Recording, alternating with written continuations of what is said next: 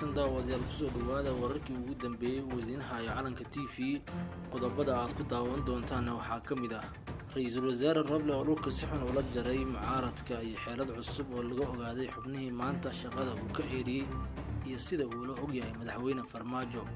dowladda Soomaaliya oo ka hortimid go'aan caalami ah oo ka dhan ah dowladda Itoobiya wararkii ugu dambeeyay ee dagaalka Itoobiya iyo laba magaalo oo muhiim ah oo dowladda gacanta u gashay qodobada iyo kuwa kale oo dhameystiran ayaan daawada kula wadaagi doonaa fadlan daawada haddii ay tahay markii koowaad aad soo booqato janaalkeena subscribe oo furo gambareelka si aad u noqdo daawadaha koowaad ee barnaamijyadeena mahadsan Ra'iisul Wasaare Roble oo si xun dhulka ula jaray mucaaradka iyo xeelad cusub oo laga ogaaday xubnihii shalay oo shaqada ka ceeriyay iyo sidii uu uga ogaa madaxweyne Farmaajo Ra'iisul Wasaare Maxamed Xuseen Roble oo laf been ah u tuuray kooxda qarandumiska ah ee la magac baxday badbaado qaran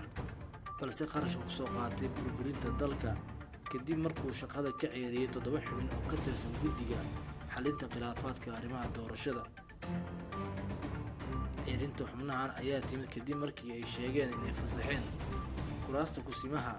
hay'adda nabadgelyada iyo sirdoonka qaranka iyo kursigii oo horay ugu fadhiyay xildhibaan Xuseen Carab Ciise oo dacwad loo gudbiyay habka loo maamulay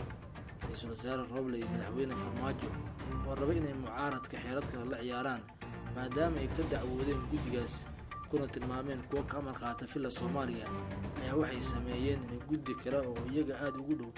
ku heshiiyeen in loo magacaabo si buuqooda loo damiyo dadka ay haysteen shaqada looga fariisiyo halka arrin ay mucaaradku ku dhiiran waayeen ayaa ah inay ka hadlaan waxay noqotay in Ra'iisul Wasaare Roble uu ka hoos bixiyay inuu naqdiyo kuraasta labada ah oo la isku haystay oo ay ku dhaliileen xubnaha shaqada laga fariisiyay iyagoo ku sheegay inay fasaxeen labadaas kursi mucaaradka ayaa hadda u muuqda kuwa kuraastaas ka samray ama ilaaway oo kaliya feesanaya guddi cusub oo la magacaabay maadaama aynan ka hadlin in Ra'iisul Wasaare Maxamed Xuseen Roble uusan naqdin ama uusan diidin kuraasta iyagu ku tilmaameen inay tahay sharci darro maadaama labadaasi kursi ay guddigu ku tilmaameen kuwa ansax ah arrinta kale ee filla Soomaaliya la damacsan tahay kooxda caadiysatay burburinta dalka iyagoo wadamo shisheeye adeegsanaya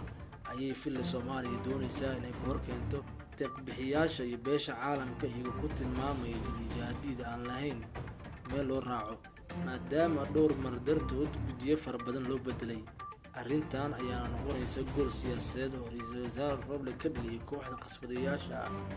ee hadda ku jirta maalmahoodii ugu dambeeyay arrintan ayaana xarkaha u goynaysa mucaaradka oo hadda gacan ku gambad ah sidoo kalena weysan qaab ay doorashadan gabagabada ah u baajiyaan kadibna filla Soomaaliya ay dusha uga saaraan inay mas'uul ka tahay ama hormuud ay ka tahay in la baajiyo doorashadan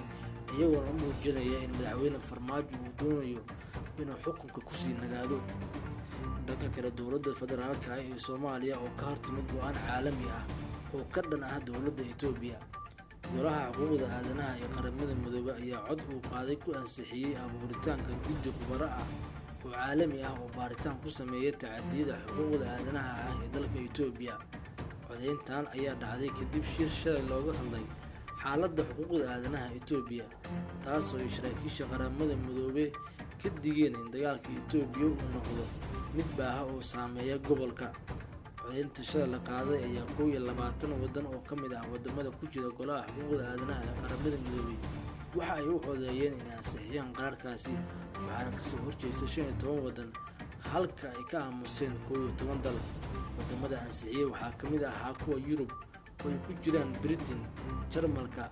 halka kuwa ka soo horjeestay ay ku jiraan Soomaaliya iyo Eritrea madaxweynayaasha Soomaaliya iyo Eritrea Maxamed Cabdullaahi Farmaajo iyo Siyaasi Afwerqi ayaa saaxiibo la ah Ra'iisul Wasaaraha Itoobiya Abiy Ahmed Farmaajo wuxuu horay u taageeray dagaalka uu Abiy ku qaaday Tigray halka Afwerqi uu ciidan u diray gobolkaas in dowladda federaalka ah diido in la baaro tacadiyada bini'aadanimada waa ceeb kale oo u soo hoyatay isla dowladda Itoobiya balse waxay sharaf u tahay Soomaaliya oo go'aan siyaasadeed ka qaadatay qaramada midoobay iyadoo markii hore ahayd dowlad wax loo meeriyo balse sida uu talada u imaaday madaxweyne maxamed cabdulaahi farmaajo waxa uu ka dhigay Soomaaliya dad qaraar qaata ama ha saxnaado ama ha qadnaado, balse waxa uu noqday dagaal go'aankiisa leh. Kasoo Soomaaliya, Eritrea, dhammaan wadamadan Afrikaanka ah ee ku jira golahan ayaa isugu jiray kuwo diiday iyo kuwo ka aamusay.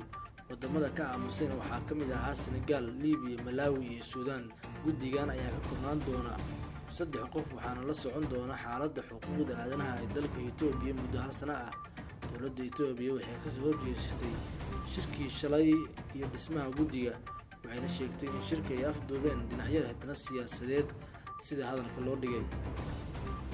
Dhinaca kalena, wararkii ugu dambeeyay ee dagaalka Itoobiya iyo 2 magaalo oo muhiim ah oo gacanta u galay dowladda federaalka ah ee Itoobiya.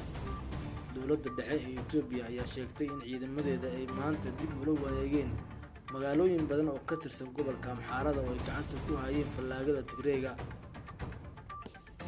Wasiirka isgaarsiinta Legacy Tulu ayaa u sheegay warbaahinta Sabtidii in magaalooyinka Waldiya iyo Kobo oo ah